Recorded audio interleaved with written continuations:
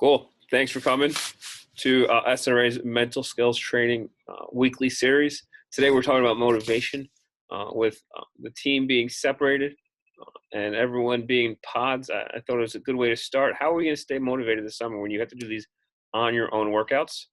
How are you going to make sure you're progressing towards your goals? How are you going to be a motivated athlete? And today there are 8 different ways we'll talk about how to get there. And at the end, we'll have some questions. So, what are our usual motivators, right? We talk a lot about winning, right? We talk a lot about races and medals. A big motivating factor for a lot of people is their teammates, and unfortunately, a big motivator is fear. You know, people are scared of failing, or they're motivated because they don't want to lose, right? But we don't have any of those options. You know, we've lost half our team. Our team's broken up into pods. We don't have any races on the horizon, and hopefully you're not rowing in fear, right? And there's definitely not a fear of losing because we're not racing. So how do we stay motivated? Right. There are 2 types of motivation, right? Our extrinsic motivation are rewards and prizes, right? Medals and placement. You know, you get a reward for doing something, and then intrinsic is for the love of rowing, right? So without any extrinsic, right, we have to build our intrinsic motivation, right? And if you're intrinsically motivated, you'll be a better athlete. So how do we build your intrinsic motivation? First off, you have to create your own destination, right? What is your legacy going to be? What are you going to do when you're done rowing? What are your teammates going to say? And when this is over, I'm challenging each of you to go and write your own senior speech. What are your teammates going to say about you at the senior banquet? When you graduate and you're done, what is your senior speech going to be, right? What do you want? More importantly, what do you want people to say about you? How do you want people to remember you as an athlete, as a teammate, and as a friend? Right? Use it as your guideline, right? But that's got to be the starting point, right? Create your own destination, right? And like I said, this will be posted to YouTube later. So if you don't catch everything now, we'll do it on your own at the end.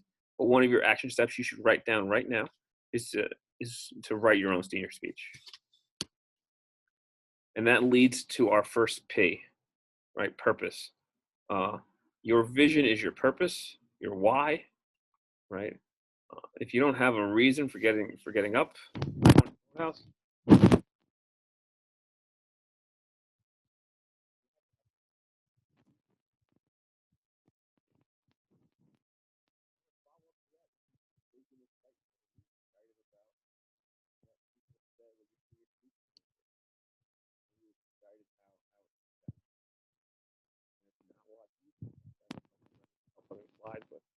To have purpose. Our first P is purpose.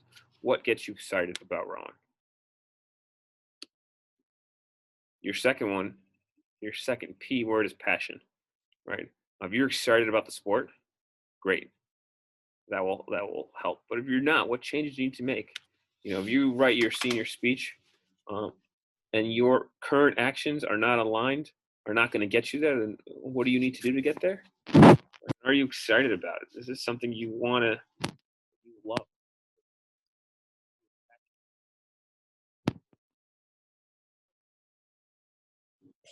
Manny, something's happening with your microphone. It's cutting out in intervals. How about now? Perfect. Great. And thanks for letting me know, Billy. No problem. If you're not excited, we got to find out why as well. Right. Unfortunately, you know, maybe some big changes need to be made. Other times, little changes need to be made. But if you're not passionate about the sport, then we got to find that out too. Right. So our second P is passion. Make sure you're doing stuff that you're excited for. Our third is our pathway. Right. So we start up here with your purpose. And then from there, I'll challenge you. What goes into your purpose? And then from there, break that down. How are you going to do that and how else? Right. So if you attended the boys varsity meeting about uh, our vision, we started with our mission statement. And then we saw what goes into our mission statement. And one of those things was integrity. And then how we're going to do that, we're going to have volunteer opportunities in the winter, right? So we took our big mission statement and we broke it down to actionable steps, right? There's a pathway to getting there, right? And then if we do all those actionable steps, we'll get to our purpose, right? We'll get to our senior speech. But if you're not connected, if you don't have a pathway, you're just kind of spinning your wheels, right? And I or any of the coaches are happy to sit down with any athlete and help them figure out their pathway, right? I did this professionally. I want to be a great coach, right? And I wrote my retirement speech. And then what goes into that, I want to be really good. I want to have a really good technical eye. Great. How am I going to improve my technical eye? Well, I got to ride lunches. Great. How many lunches am I going to ride? I'll ride one lunch a month. And now I have an attainable goal.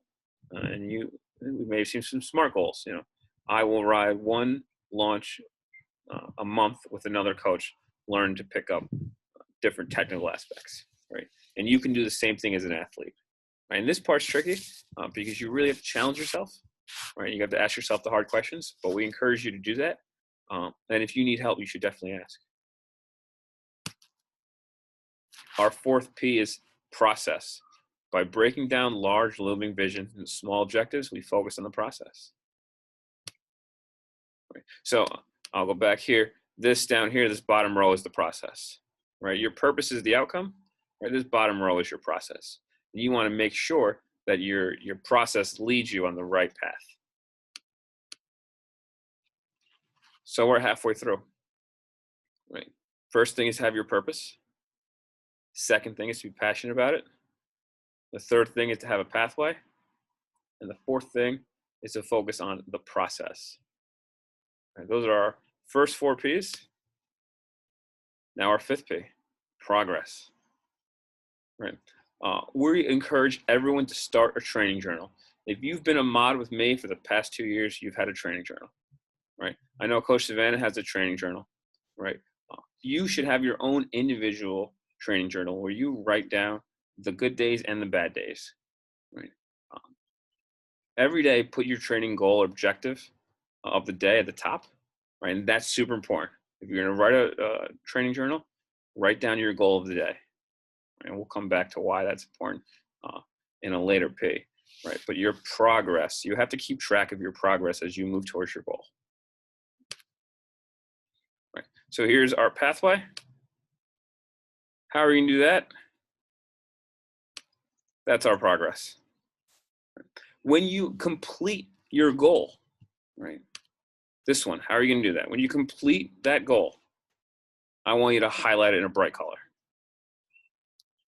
And then just imagine when you're at the starting line for the national championship, just going through your journal. Or even when you're on land, before you launch, going through your journal. You will see all the things that you've accomplished that led to that moment. And you will see visually how you're ready for that moment. Right. So all these things are connected. So you can't just pick and choose. Some of them you probably could, but they all work together, and that's going to be super important for you. All right, so your progress, make sure you highlight your goal when you accomplish it. 6, positivity. So you see this chart here. Your thoughts, your feelings, and your actions are this cycle. Right? If you feel good, you act good. If you act good, your thoughts are positive. If your thoughts are positive, you feel better. And it starts, it can cycle up or it can cycle down. We want to make sure this is cycling up. Right? So we highlight our positive actions through our journal. Right? We interject positivity based on truth. Right? And you'll hear me. When I'm coaching, I don't want to sugarcoat you if you're doing it wrong. But when you make a change and you do it right, we want to highlight that. What are the things we can do? What are the things we can't? Right? This summer is a great example. We can't row team boats. Right? What can we do? We can row singles. All right. How are we going to make it work? Right? And then I skipped over thought stopping techniques. Later this summer, we'll go into depth about that. But there are techniques that you can develop when you find yourself, when you find your thoughts going down a dark road. And we know that these are all connected, right? If you have negative thoughts, you'll have negative feelings. Your negative feelings will go to negative actions, right? So how do we stop this? We have techniques, and we'll work on that a little later this summer. But positivity in terms of motivation will be so important in order to keep your cycle going in the right direction. Partnership, the seventh one, right? Share your journal with your teammates, right? And see how everyone is contributing to the greater good. One of the things that I'm looking forward to doing today is getting the varsity boys training journals posted up on our shared document, so everyone can see how they're contributing to the team, right? Whether it's on your own workouts, whether it's the things that you do on the water, being part of a team is going to be important. Right? So this sharing your accomplishments will be critical, right, to improving your motivation. And the last one is pride, right? You should be proud of your work and the process, and be proud of what you learn when you fail, right? I keep using the varsity boys as an example. We'll keep doing push pulls and we'll keep messing them up, and then eventually we're going to nail it. And we're excited. We'll be proud of that because we worked through something hard and we got good at it.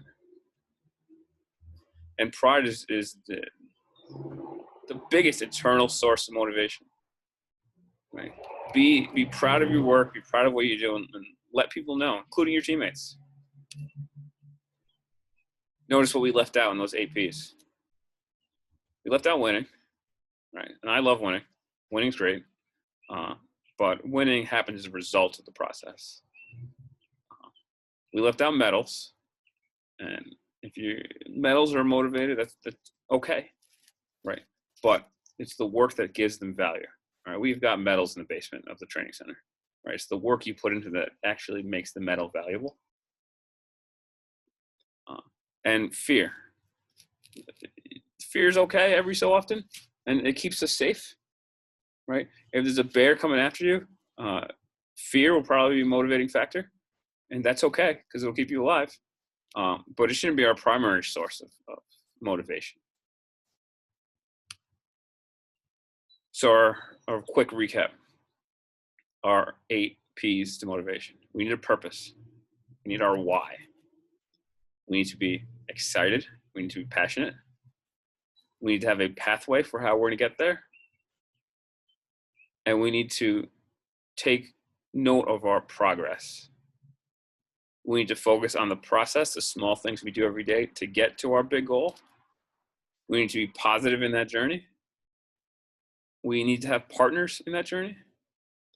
And we should be proud of the work we put in. If you're not proud of the work we're putting in, then we should make changes so you are proud of it.